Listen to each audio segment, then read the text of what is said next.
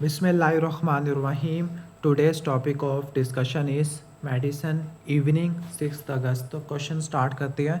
45 year old man जिसको palpitation है, that means tachycardia है और रैपिड रेगुलर हार्ट रेट है। ईसीजी पे पता लगा 60 टूथ पी वेव्स है जो कि देखने को मिलती है एट्रियल फ्लटर के अंदर। तो एट्रियल फ्लटर में ही 60 टूथ पी वेव्स है। क्लियर कट क्वेश्चन है। Next question is 38 year old female जिसको पेनफुल थायराइड नोड्यूल है। एक ही कंडीशन है जो पेनफुल थायराइड नोड्यूल है। This is the de Quervain thyroiditis जिसको ग्रैनुलोमेटस थायरोडाइटिस भी कहते हैं। सब एक्यूट या डी क्वेरवेन थायरोडाइटिस। तो ये वाहिद कंडीशन है जो पेनफुल थायरोडाइटिस होता है। लो पिच ब्रूई इसलिए होगा क्योंकि इन्फ्लेमेशन की वजह से ब्लड फ्लो बढ़ जाता होता है। तो डायग्नोसिस डी क्वेरवेन थायरोडाइटिस। और थायरोडाइटिस के लिए आप क्या करवाओगे, एफएनएसी वगैरह और radio active iodine Uptake scan वगैरह करा लोगे। Best is FNAC. तो ये जो डी क्वेरवेन होता है ये पोस्ट वायरल इन्फ्लेमेशन होती है। थायराइड टेंडर होता है। इनिशियली ट्रांजिएंट हाइपर थायराइडिज्म है, फिर हाइपो में फिर बंदा रिकवर कर जाता है। Gold standard is FNAC. ESR और सीआरपी का लेवल ज़्यादा होगा। T3 T4 बढ़ जाएंगे क्योंकि इन्फ्लेमेशन की वजह से रिलीज़ हो जाती है। TSH का लेवल कम होगा। दो सिंटोग्राफी कराओगे जिसमें रेडियो एक्टिव आयोडीन अपटेक कम हो जाती है। 25 ईयर ओल्ड फीमेल जिसको इची एरिथेमेटस रैश है आफ्टर वेयरिंग निकल, डैट मीन्स इसको एलर्जिक कॉन्टैक्ट डर्मेटाइटिस है। टाइप 4 हाइपर सेंसिटिविटी है। तो ये एलर्जिक कॉन्टैक्ट डर्मेटाइटिस है। इसके अंदर आपके CD4 helper T cell involve होते हैं। न्यू बॉर्न जिसको बायलैटरल कैटरेक्ट है, तो रट्टा मारना, कैटरेक्ट, डेफनेस और पेटेंट डक्टस आर्ट्रियोसिस ये रूबेला की वजह से होती है। ब्लूबेरी मफन रैश भी देखने को मिलता है। 4 मंथ ओल्ड इन्फेंट को पुअर फीडिंग है, सीजर है और डेवलपमेंटल डिले है। ये पढ़ के लग गया है कि कोई मेटाबॉलिक डिसऑर्डर है, बायोकेमिस्ट्री का कोई डिजीज़ है। हाइपोटोनिया है, हाइपोथर्मिया है, किंकी हेयर और कॉपर का लेवल कम है। तो that means this is X-linked recessive Menkes disease के अंदर ATP7A की डेफिशिएंसी होती है जिसकी वजह से कॉपर की एब्जॉर्प्शन नहीं होती। How the patient will present, hypotonia, हर चीज़ कम हो जाएगी, टोन ख़त्म, हाइपोपिगमेंटेड हेयर हो गए, टेम्परेचर भी कम हो जाएगा, वैस्कुलर फ्रेजिलिटी जिसकी वजह से बैरी एन्यूरिज्म हो जाएगा, किंकी हेयर हो गए, कॉपर की डेफिशिएंसी होती है। टोटल गैस्ट्रेक्टमी के बाद रट्टा मारना, दो चीज़ें डेफिशिएंट होती है, आयरन होता है और B12 होता है। आयरन की डेफिशिएंसी से माइक्रोसिटिक हाइपोक्रोमिक एनीमिया होगा और B12 की डेफिशिएंसी से मेगैलोब्लास्टिक एनीमिया होगा। 30 ईयर ओल्ड फीमेल जिसको एस्थमा है और इंक्रीज लिम्फोसिटिक रिस्पॉन्स है to the mitogen during immunological testing और उसको डिप्रेशन वगैरह भी है। क्लियर, ठीक हो गया। अब दिस इज़ वेरी फजूल MCQ जिसकी कोई इतनी खास सेंस नहीं बनती। क्लियर कि लिम्फोसाइट का रिस्पॉन्स ज़्यादा बढ़ा हुआ है, जितना लिम्फोसाइट ज़्यादा हो गए वो T सेल्स को स्टिमुलेट करवा देंगे और वो एस्थमा भी करवा देंगे। That doesn't make sense. ये CPSP के पेपर में ही ऐसा हो सकता है। अब देखो सेल मेम्ब्रेन का मेन कंपोनेंट क्या है, बायोलॉजी से पढ़ते हुए आ रहे हैं, फॉस्फोलिपिड बाइलेयर होती है। क्लियर। इसके बाद है 28 ईयर ओल्ड मैन जिसको क्लाइनफेल्टर सिंड्रोम है। क्लाइनफेल्टर के अंदर स्टाल स्ट्रेचर होता है, गाइनिकोमास्टिया होता है, हाइपोगोनेडिज्म देखने को मिलता है। 32 year old pregnant female collapse होगी अचानक। जो प्रेग्नेंट फीमेल अचानक कोलैप्स हो जाए, ये SOB हो जाए तो रट्टा मार लो, एमनियोटिक फ्लूइड एम्बोलिज्म है। ऑटोप्सी में फीटल स्क्वेमस सेल मिल रहे हैं तो ये एमनियोटिक फ्लूइड एम्बोलिज्म है।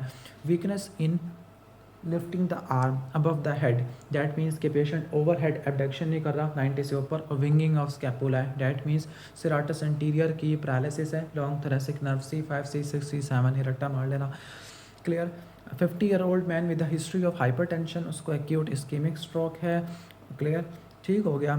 डिस्पाइट लो मीन आर्टीरियल प्रेशर, ब्रेन की परफियर फिर भी मेंटेन रहेगी by the cerebral auto regulation. ये कहाँ चला गया मैं, अच्छा। एक पेशेंट को DVT हो गया after being immobilise. Clear, immobilisation की वजह से, स्टेसिस की वजह से DVT बन जाता है। रट्टा मारना, stasis, hyper coagulability, endothelial injury, these are the triad of Virchow triad. अब कौन सा पाथवे क्या एक्टिवेट होगा, तो जो टिश्यू फैक्टर है, मतलब इसमें यही जस्टिफाइबल होता है। ये जो आपका कौन सा पाथवे है, ये आपका एक्सट्रिंसिक पाथवे है। टिश्यू फैक्टर से फैक्टर 7, फैक्टर 7 से फैक्टर 10 और इससे प्रोथ्रोम्बिन आ जाता है। क्लियर, ठीक हो गया। तो उम्मीद है कि समझ आ गया होगा। वैसे B वाला ऑप्शन भी सेंस बनाता होता है लेकिन best answer is extrinsic pathway. एक पेशेंट को प्रोग्रेसिव पैलर है, इजी फटीगेबिलिटी, लेथार्जी है और लिम्फोसाइट्स के लेवल ज़्यादा है। ये देखो लिम्फोसाइट बहुत ज़्यादा है, लिम्फोसाइट ही भरे पड़े हैं। वाहिद कंडीशन जिसमें लिम्फोसाइट भरे हुए हैं और यंग फीमेल्स में है तो एक किसिंग डिजीज़ होता है, इन्फेक्शियस मोनोन्यूक्लियोसिस होता है। अब वो कौन सी ड्रग है डायबिटीज़ की जो रीनल इंसफिशिएंसी में कॉन्ट्राइंडिकेटेड है because it can cause lactic acidosis? Answer is metformin. Metformin also causes the GI upset and also causes the pernicious anaemia. A patient है जिसका एक गैमा ग्लोब्यूलिनीमिया है, मतलब इम्यूनोग्लोबुलिन्स के लेवल कम है, तो इसमें क्या होगा, इसमें बी लिम्फोसाइट का नंबर कम होगा। तो इसमें ब्रूटोन टायरोसिन काइनेस का म्यूटेशन होता है, बी सेल्स की मैच्योरेशन नहीं होती, मतलब precursor B cell mature B cell में कन्वर्ट नहीं होते, सारी इम्यूनोग्लोबुलिन्स कम होती है। अब इसका जो काउंटर पार्ट होता है वो कॉमन वेरिएबल इम्यूनोडेफिशिएंसी है, उसके अंदर भी सारी इम्यूनोग्लोबुलिन्स कम होती है, लेकिन सबसे ज़्यादा कम होती है IgG। अब जो ब्रूटॉन्स वाला था वो 6 महीनों के बाद प्रेजेंट करता है, जबकि कॉमन वेरिएबल वाला प्यूबर्टी पे करता है और साथ में ऑटोइम्यून डिजीज़ लेके आता है like SLE ITP। Ascending paralysis following recent GI infection, तो ये कौन सी डिजीज़ होती है? दिस इज़ द और NCS में पता लग गया डीमाइलिनेशन है, तो ये GBS होती है, ascending symmetrical paralysis. A patient with and stage renal disease, उसको आयरन ओरल आयरन सप्लीमेंटेशन मिल रही है और उसका HB 7.6 से लेकर 10 पे चला गया है, लेकिन वो क्लिनिकली क्या हो गई है, डिटोरिएट हो चुकी है। क्लिनिकली क्या हो चुकी है, डिटोरिएट है वो CKD की, और वो ओरल आयरन को क्या नहीं कर पा रही, टॉलरेट नहीं कर पा रही। तो आपने IV आयरन पे जाना है और आपने इरिथ्रोपोएटिन यूज़ करना है, क्योंकि CKD में नॉर्मोसिटिक नॉर्मोक्रोमिक एनीमिया होता है इरिथ्रोपोएटिन की डेफिशिएंसी की वजह से। एक बंदा हाई अल्टीट्यूड में गया है तो उसमें हाइपोक्सिया होगा, हाइपोक्सिया की वजह से इरिथ्रोपोएटिन की सिक्रेशन बढ़ जाएगी। Clear. Pure motor paralysis of lower limb है और lesion in the internal capsule है। तो जो मोटर पैरालिसिस है वो कॉर्टिकोस्पाइनल ट्रैक की वजह से होती है और वो पोस्टीरियर लिम्ब में होता है। अब इंटरनल कैप्सूल के पार्ट्स पढ़ लेते हैं। तो जो पोस्टीरियर लिम्ब है उसमें कॉर्टिकोस्पाइनल ट्रैक होता है, मोटर ट्रैक होता है और थैलेमोकॉर्टिकल फाइबर्स है जिसमें सेंसरी फाइबर्स होते हैं। एंटीरियर लिम्ब के अंदर फ्रंटो पोंटाइन फाइबर्स होते हैं। जीनों के अंदर कॉर्टिको बल्बर है, यानी ये सेरिब्रल कॉर्टेक्स से क्रेनियल नर्व में जाते हैं। एक पेशेंट है जिसका बाइकार्ब का लेवल कम है, डैट मीन्स मेटाबॉलिक एसिडोसिस है और इसकी कंपनसेशन रेस्पिरेटरी से आती है। क्लियर। तो उसमें CO2 का लेवल कम हो गया, तो metabolic acidosis with respiratory compensation है। एपीड्यूरल या एक्स्ट्रा ड्यूरल हीमाटोमा में लेंस शेप या बाइकन्वेक्स शेप ओपेसिटी होती है। मिडल मेनिंजियल आर्टरी डैमेज है, उसके इंटीरियर डिवीजन। क्लियर। और लैटरल सेरिब्रल कॉर्टेक्स यानी टेम्पोरल लोब वाला एरिया पड़ा होता है। रट्टा मारना, एपीड्यूरल हीमाटोमा में टिरियन का फ्रैक्चर होगा, मिडल मेनिंजियल आर्टरी रप्चर होगी, ल्यूसिड इंटरवल होता है, रैपिड एक्सपांशन होती है। सिटी के अंदर बाइकन्वेक्स लेंटिफॉर्म ओपेसिटी देखने को मिलती है। एक पेशेंट जिसको साइंस ऑफ इन्फेक्टिव एंडोकार्डाइटिस है तो investigation of choice is blood culture. एक पेशेंट के मल्टीपल सिस्ट है लीवर के अंदर और वो लंग्स में पहुंच गए, क्यों? क्योंकि डायरेक्ट स्प्रेड हो सकता है। अब इसके लिए इन्वेस्टिगेशन और चॉइस CT एब्डोमेन है, लेकिन कुछ बुक्स वगैरह अल्फा ऑप्शन को भी सिलेक्ट करती है। 55 ईयर ओल्ड मैन जिसको कैंसर है जो कि टिश्यूज़ को इन्वेट कर रहा है, तो मलिग्नेंसी का हाल मार्क क्या होता है? मेटास्टेसिस। अगर वो भी ना हो तो आपने इन्वेजन की तरफ जाना होता है, तो यहाँ पे इन्वेजन ही बेस्ट ऑप्शन है।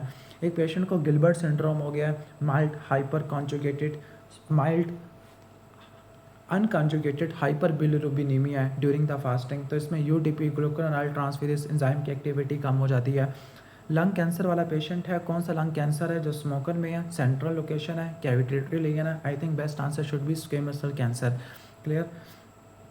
तो जो स्क्वेमस सेल कैंसर होता है सेंटर में होता है, मेन ब्रोंकाई को इन्वॉल्व करता है, कैविटेशन करवाता है, PTH-RP प्रोड्यूस करता है जिसकी वजह से हाइपर कैल्सीमिया देखने को मिलेगा। एडिनोकार्सिनोमा पेरिफेरल इन लोकेशन होता है, नॉन स्मोकर में होता है, EGFR म्यूटेशन होती है। Small cell lung cancer central होता है, न्यूरो एंडोक्राइन होता है, ये ACTH प्रोड्यूस करता है, सिंड्रोम ऑफ इनएप्रोप्रिएट ADH करवाता है और कीमो सेंसिटिव होता है। 35 year old women present with anaemia and splenomegaly. Okay, और पता लगा कि सफीरोसाइट्स का लेवल ज़्यादा है, तो ये हेरिडेटरी सफीरोसाइटोसिस है। स्पेक्ट्रिन एंड कायरिन की म्यूटेशन होती है। G6PD वाला पेशेंट है, G6PD वाले पेशेंट में क्यों हिमोलिसिस होती है? ऑक्सीडेटिव स्ट्रेस की वजह से, कि एंटी मलेरियल ड्रग की हिस्ट्री होगी, इन्फेक्शन की हिस्ट्री होगी, या फिर फैवा बीन्स खाने की हिस्ट्री होगी। एक पेशेंट को लिडल सिंड्रोम है, लिडल सिंड्रोम में एपिथेलियल सोडियम चैनल में गेन ऑफ फंक्शन म्यूटेशन होती है। वही फीचर्स होते हैं जो एल्डोस्टेरोन में होते हैं, like hypertension, hyper natraemia, hypokalaemia and metabolic alkalosis. लेकिन इसके अंदर डिफेक्ट एपिथेलियल सोडियम चैनल्स में होता है। अब यहाँ पे बेक्स ट्राइड को पूरा किया है, मफल्ड हार्ट साउंड है, डिक्रीज बीपी और डिस्टेंडेड जेवीपी। तो ये बेक्स ट्राइड है जो कि कार्डिक टेम्पोराड पे देखने को मिलता है। 28 ईयर ओल्ड वुमेन जिसको फटीक है और डिस्निया है, टेकिकार्डिया है, ईसीजी पर डिफ्यूज एसटी सेगमेंट एलिवेशन है, अनरिलेटेड टू रेस्पायरेशन। अगर इसको chest pain related to respiration होता तो best answer should be pericarditis, लेकिन ये अनरिलेटेड है, एसटी सेगमेंट एलिवेशन भी है, which might be due to irritation of myocardium. तो ये मायोकार्डाइटिस में देखने को मिलता है और ये हार्ट फेलियर करवा देता है। एक पेशेंट को एमआई है, ईसीजी पर एसटी सेगमेंट एलिवेशन V2 से लेकर V6 में और 1 AVL में है, यानी पेशेंट को एंटीरोलैटरल वाल का एमआई है। और आर्टरी कौन सी इन्वॉल्व होगी? Artery should be the left coronary artery. Clear. एक पेशेंट को वीकनेस है during supination and flexion of elbow, that means biceps की पैरालिसिस है, मस्कुलोक्यूटेनियस नर्व डैमेज है, C3 C4 C5 नहीं, लेकिन वो तो डायफ्राम की नर्व होती है, C5 C6 C7 ये मेक सेंस बनाती है। एक 40 ईयर ओल्ड पेशेंट जिसको बायलैटरल हाइलर लिम्फेडिनोपैथी है, नॉन केजिएटिंग ग्रानुलोमा है, एस एंजाइम का लेवल ज़्यादा है, कैल्शियम ज़्यादा है, तो ये सार्कोइडोसिस में होता है। विटामिन D3 की डेफिशिएंसी है, तो बच्चों में क्या होगा? रिकेट्स, और बड़ों में ऑस्टियोमलेशिया होगा। हिमाचुरिया, फ्लैंक पेन और फ्लैंक मैस, तो ये रीनल सेल कैंसर में देखने को मिलता होता है। सही हो गया। ये पता नहीं क्या पूछा इस MCQ में। एक पेशेंट का किडनी स्टोन है जो कि एक्सरे पे नज़र नहीं आ रहा, तो रट्टा मारना यूरिक एसिड वाला स्टोन नज़र नहीं आता होता। Clear.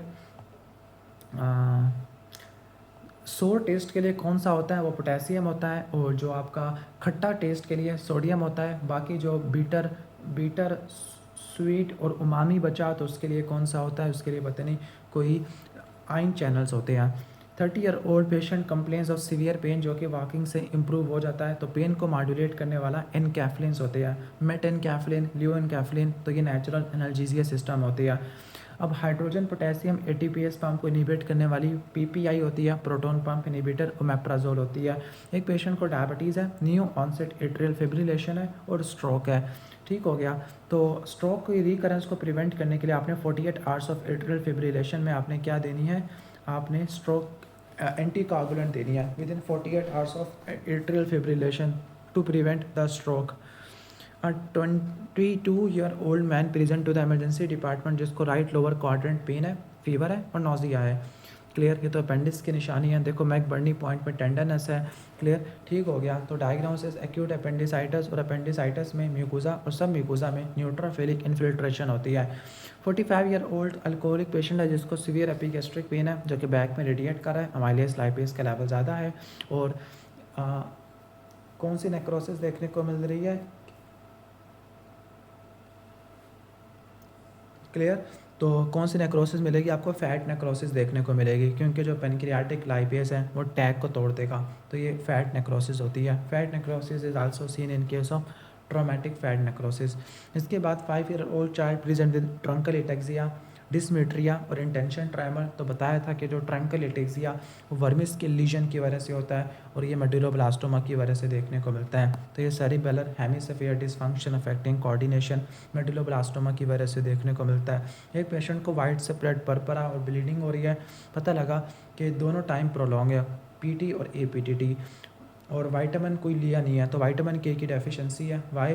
Because vitamin K newborn में इसलिए कम होता है क्योंकि न्यू बॉर्न की गट स्टेराइल होती है, और माँ ने अगर एंटीबायोटिक यूज़ की होगी तब भी विटामिन K की डेफिशिएंसी होती है, because it is produced by gut flora. Vitamin K gamma carboxylation करवाता है किसकी? ग्लूटामेट रेजिड्यू की। किन की? 2 के साथ 9-10, और प्रोटीन C, प्रोटीन S की।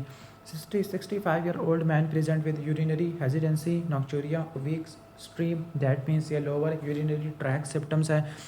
इनलार्ज फर्म प्रोस्टेट है, इनलार्ज फर्म प्रोस्टेट है, तो वो पूछ रहे हैं कि प्रोस्टेट का कौन सा कैंसर होता है? अंडरस्टूड बात है, प्रोस्टेट का एडिनोकार्सिनोमा होता है, किडनी का एडिनोकार्सिनोमा होता है, लेकिन जो ट्रांजिशनल सेल कैंसर वो ब्लैडर का होता है और कलेक्टिंग सिस्टम का होता है। क्लियर।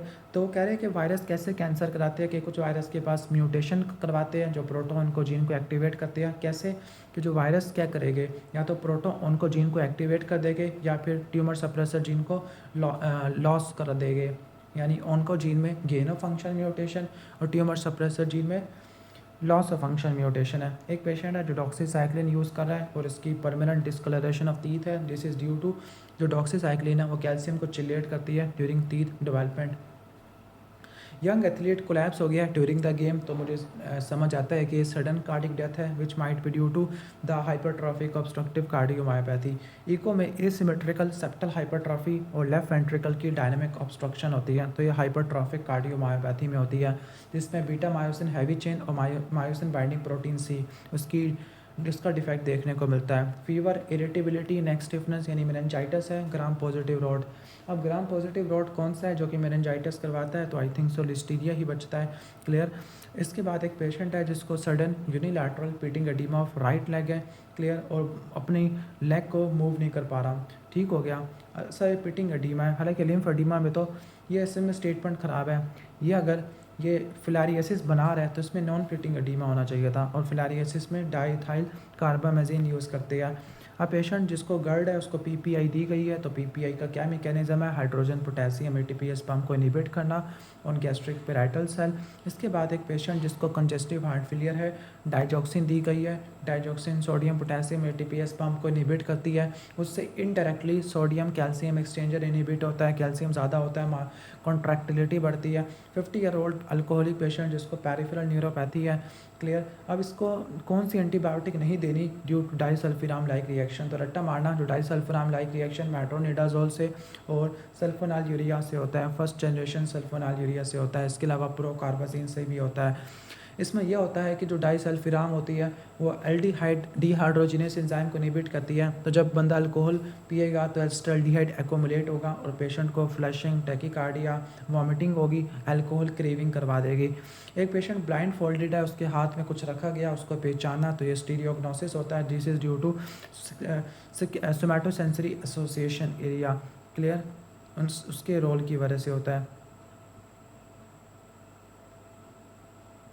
ये क्या, अच्छा इधर जाना था, sorry sorry sorry, my bad. पता नहीं मैंने कोई एमसीक्यू स्किप तो नहीं कर दी ऐसे, होप सो नहीं किए होगे। 25 ईयर ओल्ड फीमेल जिसको प्राइमरी एमेनोरिया के लिए इन्वेस्टिगेशन की जा रही है और बाई कॉर्डिनेट यूट्रस है, तो ये क्यों हुआ, क्योंकि जो पैरामीजोनेफ्रिक डक्ट है वो सही से फ्यूज़ नहीं कर पाई। एक पेशेंट को हिमाचोरिया है और वो डाई इंडस्ट्री में काम कर रहा है, एनिलीन डाई में काम कर रहा होगा, तो उसकी वजह से ब्लेडर का ट्रांजिशनल सेल कैंसर हो जाएगा। क्लियर। एक पेशेंट को सीवियर एस्थमा है और उसको एसवीटी डेवलप हो चुका है। दिस इज़ इंपॉर्टेंट क्योंकि पीएसवीटी की ड्रग ऑफ चॉइस एडिनोसिन है, लेकिन एस्थमा वाले पेशेंट में नहीं दे सकते, तो बेस्ट आंसर इज़ वेरापेमिल जो कि दे सकते हैं आप। एक पेशेंट को एस्पिरिन है, एस्पिरिन ओवरडोज लिया है जिसकी वजह से हाइपर वेंटिलेशन, टिनाइटस और मेटाबॉलिक एसिडोसिस है, तो एस्पिरिन के लिए आप सोडा बाइकार्बोनेट दोगे ताकि यूरिन को एल्कलाइज किया जा सके। एक पेशेंट को एल्कलाइन फॉस्फेटेज का लेवल ज़्यादा है, ऑब्स्ट्रक्टिव जॉन्डिस है, सीबीडी में स्टोन है।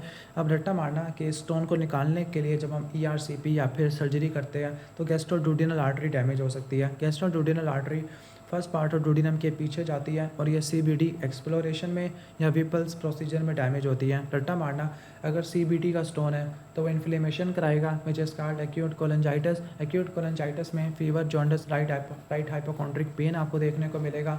This is called Charcot triad. और अगर इसमें मैं शॉक और अल्टर्ड मेंटल स्टेटस ऐड कर दूँ तो ये रिनोल्ड पेंटार्ड बन जाएगा। फिर कैलर ट्राइंगल की बाउंड्रीज है जिसमें cystic duct, common hepatic duct और लीवर का एज आ जाता है। एक पेशेंट जिसकी सर्जरी होनी है उसका एचपी का लेवल कम है, सर्जन कंसीडर ट्रांसफ्यूजन। क्लियर, ठीक हो गया। क्यों करवाना चाह रहा है, क्योंकि ट्रांसफ्यूजन के ज़रिए उसका एचपी बढ़ेगा और ऑक्सीजन कैरिंग कैपेसिटी ब्लड की बढ़ जाएगी। इसके बाद है कि 25 year old man undergo imaging with contrast die डाली है राइट किडनी में। राइट किडनी तो नज़र आ गया, लेफ्ट किडनी पेल्विस में घुसा पड़ा है। This is called ectopia kidney या पेल्विक किडनी है। एक पेशेंट को न्यू बॉर्न है जिसको डिलेड पासेज ऑफ मिकोनियम है, एब्डोमिनल डिस्टेंशन और कॉन्स्टिपेशन है, हर्शस्प्रंग डिजीज़ है जिसके अंदर गैंग्लिया एब्सेंट होता है एंटेरिक नर्वस सिस्टम के अंदर। तो कौन से पैरासिम्पैथेटिक गैंग्लिया होते हैं, S2, S3, S4। Semen analysis किया गया तो उसमें एजोस्पर्मिया आ रही है। अब इसमें से कौन सा स्ट्रक्चर है जो स्पर्मेटोजेनेसिस को कंट्रीब्यूट करता है, तो जो germinal epithelium of seminiferous tubule है वो कंट्रीब्यूट करती है। लेडक सेल टेस्टोस्टेरोन प्रोड्यूस करते हैं, Sertoli cell support support provide करते हैं। क्लियर। इसके अलावा वो ब्लड टेस्टिस बैरियर बनाते हैं, इनहिबिन और मुलेरियन बाइंडिंग प्रोटीन वगैरह और मुलेरियन इनहिबिटिंग सब्सटेंस वगैरह प्रोड्यूस करते हैं। क्लियर। 60 ईयर ओल्ड पेशेंट जिसको गर्ड है, गर्ड की वजह से बैरेट इसोफेगस हो गया। क्लियर। अब बैरेट इसोफेगस की क्या कॉम्प्लिकेशन है? Adenocarcinoma of oesophagus. 30 year old women जिसको ब्लडी निपल डिस्चार्ज है, ब्लडी निपल डिस्चार्ज है लेकिन कोई पाल्पेबल ब्रेस्ट मैस नहीं है। क्लियर। मैमोग्राफी की गई है। मैमोग्राफी क्यों कर रहे हैं? मैमोग्राफी स्क्रीनिंग टूल, ताकि कोई अंडरलाइंग मैलिग्नेंसी DCIS को आइडेंटिफाई किया जा सके। प्रेग्नेंट फीमेल है जिसका अल्ट्रासाउंड किया गया तो ओपन स्पाइनल किनाल है। Open spinal canal that means के ये क्या है? स्पाइना बाइफिडा है और मेनिंजीज प्रोट्रूड कर रही है कवर्ड बाय द स्किन, और स्पाइनल किनाल ओपन है तो न्यूरल टिश्यू भी आएगा। This is meningomyelocele. Clear. 48 year old worker जिसको एनिलीन डाई दी गई है जिसकी वजह से ट्रांजिशनल सेल कैंसर हो गया, तो एनिलीन डाई की वजह से या स्मोकिंग की वजह से होता है। एक CKD वाला पेशेंट है जो कि प्रोसीजर करा रहा है, तो पता लगा कि लेफ्ट एंटीरियर डिसेंडिंग आर्टरी के साथ ग्रेट सेरेब्रल वेन होती है, तो रट्टा मार लो। LAD के साथ ग्रेट सेरेब्रल वेन होती है, पोस्टीरियर इंटरवेंट्रिकुलर आर्टरी के साथ मिडल कार्डिक वेन होती है और मार्जिनल आर्टरी के साथ स्मॉल कार्डिक वेन होती है। लोकल एनेस्थेटिक का क्या मैकेनिज्म ऑफ एक्शन है? ये सोडियम चैनल को ब्लॉक करती है आयोनाइज्ड फॉर्म में। क्लियर। इसके बाद एक पेशेंट है जो पेनक्रेटाइटिस का डायग्नोस्ड केस है, मैल अब्जॉर्प्शन है, तो कौन सी डाई दोगे? मीडियम और short chain fatty acid. Why? Because जो लॉन्ग चेन फैटी एसिड है उनकी अब्जॉर्प्शन के लिए माइसेलिस चाहिए होते हैं। ड्यूरिंग स्टरलाइजेशन आउटोक्लेविंग करते हैं, आउटोक्लेविंग में 121 तक करते हैं, 15 से 20 मिनट और 15 का प्रेशर होता है। क्लियर। बैक्टीरिया के स्पोर्स को किल करने के लिए, और इसमें जो इंडिकेटर इस्तेमाल होते हैं बायोलॉजिकल या केमिकल हो सकते हैं। छोड़ो। HIV वाला पेशेंट है तो सर्फिसेस को क्लीन करना है, तो आंसर इज ब्लीच या और ठीक हो गया ब्लीच। और हैंड वॉशिंग के लिए तो आप क्लोरहेक्सिडिन, और इंस्ट्रूमेंट के लिए ग्लूटाराल्डिहाइड वगैरह, यानी जो आपके एंडोस्कोपिक होते हैं उनके लिए ग्लूटाराल्डिहाइड वगैरह करते होते हैं। क्लियर। और जो स्टरलाइजेशन के लिए बाकी जो स्टरलाइजेशन के इंस्ट्रूमेंट है वो आउटोक्लेविंग से करते हैं। न्यूरो एक्टोडर्म से कौन सा स्ट्रक्चर निकलता है? Answer is ciliary epithelium. तो रट्टा मारना। न्यूरो एक्टोडर्म के दो पार्ट होते हैं, ऑप्टिक कर्व, ऑप्टिक स्टाक। जो ऑप्टिक स्टाक है उससे ऑप्टिक नर्व बनेगा, और जो ऑप्टिक कप है उससे रेटिना, आयरस के मसल्स और epithelium of iris and ciliary body. इसके बाद most common cancer in the male तो वो प्रोस्टेट है, फीमेल के अंदर आपका ब्रेस्ट आता है, लेकिन जो डेथ होती है वो लंग कैंसर की वजह से होती है। एक पेशेंट अपेंडेक्टमी करा रहा है फॉर एक्यूट अपेंडिसाइटिस, पता लगा प्रोमिनेंट लिम्फाइड हाइपरप्लेजिया है अपेंडिक्स की वाल में। तो ये क्यों होता है? नॉर्मल इम्यून रिएक्शन होता है to the infection. 50 year old patient जिसको डिप्लोपिया है, टोसिस है। क्लियर। डिप्लोपिया और टोसिस डेट मीन्स कि ऑक्यूलोमोटर नर्व की पैरालिसिस है या फिर आपकी मसल्स वीक हो चुकी है, लेकिन वीकनेस इन चूइंग है। ओके। साथ में ये देखो dryness of mouth that means autonomic dysfunction है, और loss of deep tendon reflexes है, तो ये लैम्बर्ट ईटन माइस्थेनिक सिंड्रोम में होता है। 60 ईयर ओल्ड पेशेंट जिसको सेंट्रल लंग मैस है, सिंड्रोम ऑफ इनअप्रोप्रिएट ADH है, तो ये होता है स्मॉल सेल लंग कैंसर की वजह से, छोटा बम बड़ा धमाका। क्लियर। इसके बाद middle age female present with non healing crusted lesion on his face, जो कि इजीली ब्लीड कर जाती है। पता लगा कि nest of cell with peripheral palisading, peripheral palisading देखने को मिलती है बेजल सेल कैंसर के अंदर। क्लियर। एक पेशेंट है जिसको रिस्ट इंजरी है एनाटॉमिकल स्नफ बॉक्स की, तो यहाँ पर स्केफाइड होती है, रेडियल आर्टरी देखने को मिलती है। चेस्ट पेन है, ECG में ST सेगमेंट एलिवेशन 2-3 AVF होना चाहिए था, तो ये इंफीरियर वाल MI। अच्छा ये 1-2 AVL, अच्छा 1 और AVL, फिर ये लैटरल वाला MI है, 2-3 कहाँ से आ गया? क्लियर। एक क्लिनिशियन सैक्रल हाइटस को लोकेट करता है by palpating of prominent bony landmark, तो वो कौन सा होता है? सैक्रल हाइटस पीछे है, तो bony landmark is posterior superior iliac spine. कौन सी एपिजियोटमी प्रेफर की जाती है? तो वो मीडियोलैटरल एपिजियोटमी है, क्यों? इसमें एनल स्फिंक्टर डैमेज नहीं होता, फीकल इनकॉन्टिनेंस नहीं होती। एक पेशेंट को कार्डिक टेम्पोराट है और ड्यूरिंग इंस्पायरेशन उसका सिस्टोलिक ब्लड प्रेशर 10 से ज़्यादा गिर जाता है, दिस इज पल्सस पैराडॉक्सस। तो पल्सस पैराडॉक्सस में सिस्टोलिक BP 10 से ज़्यादा गिर जाता है ड्यूरिंग इंस्पायरेशन। क्यों होता है ड्यूरिंग इंस्पायरेशन? राइट वेंट्रिकल का वॉल्यूम बढ़ जाता है। ठीक हो गया। तो ये बस ये मैकेनिज्म होता है। रट्टा मारना, पल्सस पैराडॉक्सस आपको cardiac tamponade, constrictive pericarditis, acute severe asthma में देखने को मिलता है। सही हो गया। तो ये हो जाएगा आपका। In patient with interstitial lung disease which causes decrease oxygen deficiency, oxygen deficiency कब कम होगी? जब पल्मोनरी फाइब्रोसिस होगी या थिकनेस रिस्पायरेटरी बैरियर की बढ़ जाएगी। क्लियर। इसके बाद एक पेशेंट है जिसकी सुपीरियर मेसेंटेरिक आर्टरी ओक्लूड हो चुकी है। क्लियर। तो कौन सा सपियर्ड हो जाएगा, तो डिसेंडिंग क्लोन की जो सप्लाई आती है वो इन्फीरियर मेसेंटेरिक आर्टरी से आती है। 35 year old patient surgical OPD में आया है, पेन लेफ्ट इलिक फोसा में है। लेफ्ट इलिक फोसा में आपका सिग्मॉइड क्लोन है, तो सिग्मॉइड वाल्वुलस हो सकता है क्योंकि कॉन्स्टिपेशन वगैरह भी है। क्लियर। तो सिग्मॉइड वाल्वुलस को आपने रिपेयर करना है बहुत जल्दी, क्योंकि इसकी जो आर्टरी होती है वो इन्फीरियर मेसेंटेरिक आर्टरी होती है, वो ओक्लूड ना हो जाए। एक पेशेंट को नंबरेंस है, रट्टा मारना, मीडियल 1.5 फिंगर्स, तो ये अल्नर नर्व की निशानी होती है। ऑप्टिक कैज़मा की लीजन है, तो उसकी वजह से बाई टेम्पोरल हेमिनोपी आपको देखने को मिलेगा। नेक्स्ट इस एक पेशेंट को हाइपोग्लाइसीमिया है, हिपैटोमेगैली है और ग्लूकोज 6 फास्फेटेज का लेवल कम है, तो ये वॉन गिर्क डिजीज़ होती है। क्लियर। तो von Gierke disease glycogen storage 1A होती है, ग्लूकोज 6 फास्फेटेज की डेफिशिएंसी होती है, fasting hypoglycaemia, lactic acidosis, uric acid का लेवल ज़्यादा होता है और लिपिड का लेवल ज़्यादा होता है। इसके बाद एक पेशेंट को स्टैप वुंड हुआ है एब्डोमन के अंदर और एक large retroperitoneal vessel right side पे, तो inferior vena cava, left side पे है तो एब्डोमिनल अयोटा। नेक्स्ट इस सेल मेम्ब्रेन की फ्लूइडिटी के लिए कोलेस्ट्रॉल आपने रट्टा मार लेना है। इसके बाद लास्ट MCQ देख लेते हैं। एक पेशेंट है जिसको लेफ्ट लोअर लिम्ब की वीकनेस है और राइट साइड की फेशियल पैरालिसिस है, दैट मीन्स दैट इसको क्रॉस्ड हेमीप्लीजिया है, लेकिन इसने बताया कि इन्फेक्शन इंटरनल कैप्सूल में है। क्लियर। ठीक हो गया। अब लेफ़्ट लोअर लिम्ब की वीकनेस है तो राइट साइड के इंटरनल कैप्सूल में मसला होगा। क्लियर। और कह रही है कि इसको क्रेनियल नर्व क्यों हुई है, क्योंकि पोंटाइन हैमरेज हो सकता है या पोंटाइन इन्वॉल्वमेंट हो सकती है।